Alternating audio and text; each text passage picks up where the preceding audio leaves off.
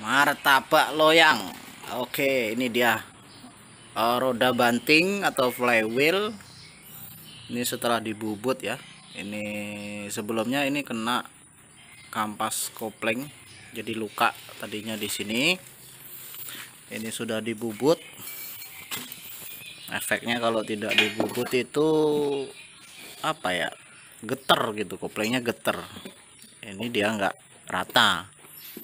Jadi kalau ini luka lebih baik dilepas, dibubut, diratakan biar si koplingnya nanti itu bakaran rata lagi, untuk tingkat gesekannya atau makannya itu rata, dan si kopling itu lembut, tidak geter. Biasanya kalau ini luka kampas kopling baru nanti tetap geter dia.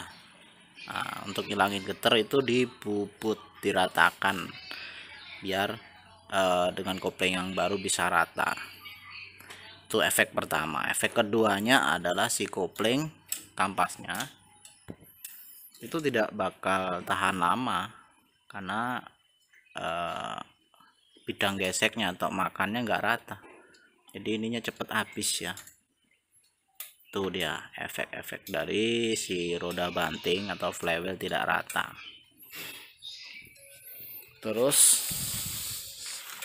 matahari atau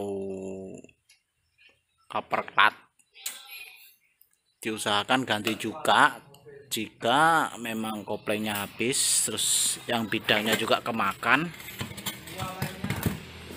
Nah, di sini kita makan itu ya, diganti juga, lebih baik diganti. Gimana kalau tidak diganti, dibubut saja. Saya tidak rekomendasi ini dibubut atau diratakan. Karena apa? Itu nanti si celah ini dengan ininya itu bakalan berubah. Kalau ini dibubut itu jadi berkurang nilai apa, ukurannya dari titik sudut yang ini, dudukan bautnya lah ya, dengan si bidang geseknya itu tidak sama, nanti apa sudah berbeda ukurannya kalau ini dibubut jika kena.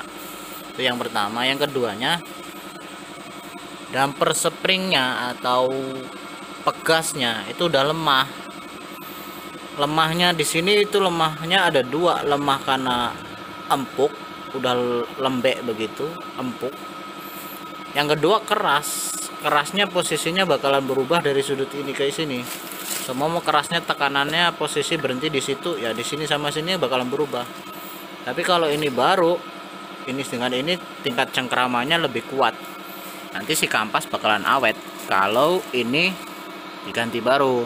Kalau tidak diganti baru, si pegasnya sudah lemah atau keras, jadi bidang geseknya dengan kampas tidak maksimal. Hasilnya itu si kampas tidak tahan lama juga.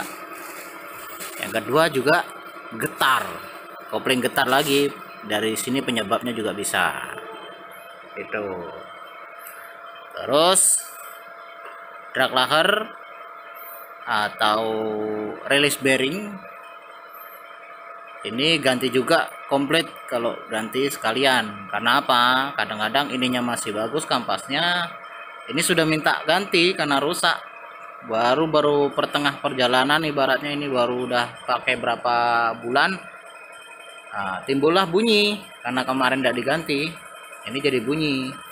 Itu juga bakal ngerusak juga komponennya ini. Nah begitu ya, ini langsung ganti, wajib ganti aja. Terus yang kedua adalah, yang lainnya adalah si pilot bearing atau bearing roda banting atau flywheel. Ini bearingnya ganti juga. Efek bearing ini kalau rusak itu masukin gigi susah, karena si si kopling itu tidak bebas untuk di asnya si transmisi itu, jadi masih kejepit di sini. Makanya untuk masukin gigi susah, jika tidak diganti itu masukin gigi susah. Itu aja sih efeknya kalau ini rusak. Efeknya masukin gigi susah. Terus si transmisi juga as depannya itu, nantilah aku ini, nah as depannya itu tidak bikin rusak di situ mata ujungnya si transmisi tadi ya. Ini diganti saja kalau memang sudah waktunya ganti ya. Rekomendasi saya sih, kalau memang rusak jangan nanggung untuk kopling itu, ganti aja seset. Jangan cuman ganti ini aja, ganti ini aja, ganti ini. Itu lebih rugi barat nanti. Memang kalau kita secara material memang ini aja ya kan, ganti seumpama. Yang lain tidak usah, masih bagus gitu. Nah ini nanti cepet habis duluan karena yang lain tidak, bidang geseknya sudah nggak rata, makanya ini duluan nggak awet si kopling. Nanti sebentar lagi ganti gitu, kecuali emergensi ada masalah ya, mereka barang-barang udah ada, adanya kampasnya aja, ya udah ganti kampasnya aja, ada masalah. Tapi kalau memang ada, lebih baik rekomendasi saya ganti komplit. Memang pengeluarannya banyak tapi awet dibanding cuman ganti kampas aja. Sip ya, penjelasannya jelas ya. Efek yang lain ketika kampas habis, ininya juga rusak atau ininya rusak juga. Ini tuh kalau sudah tipis itu mesinnya ngeraung tapi tenaganya nggak ada, bukan karena mesinnya rusak lah ya. Seperti RPM-nya tinggi tapi larinya mobil itu nggak kencang, kayak ngeraung gitu, berarti kampasnya ini habis, itu tandanya. Makanya perawatan si kopling itu, pedal kopling itu nggak boleh ditinggi. Kalau dia udah tinggi berarti minta disetel, maka si kampas itu jadi awet, tidak cepat tipis ya. Daripada mesin ngeraung nanti BBM-nya jadi boros. Itu efek-efek ya, baru mulai mau tipis, BBM boros, larinya tidak ada, padahal RPM-nya tinggi, ngeraung. Nah, itu kampasnya Anda sudah tipis, minta waktunya ganti. Jangan sampai telat ganti kopling ya, nanti jadi seperti ini nanti. Yang ini sebelumnya tadi, yang si roda banting tadi kemakan. Studi bubut itu tambah biaya lagi begitu. Oke. Untuk asnya, ini dia as transmisi. Ini nanti diganti ya, yang drag release bearing atau drag lakernya tadi ya, ini belum diganti. Nanti ngerusak ininya ya.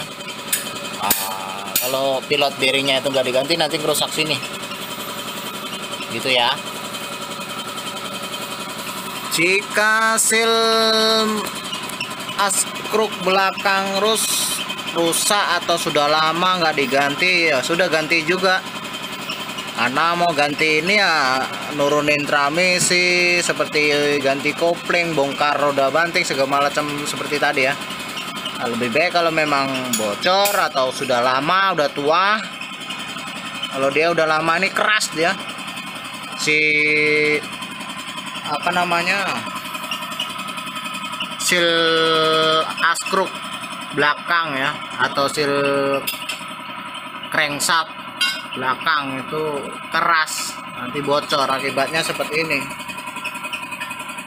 Nah kan sayang, ini nggak diganti juga, udah diganti kopling semuanya udah, ternyata beberapa minggu kemudian atau beberapa bulan kemudian ini bocor, ada keluar oli.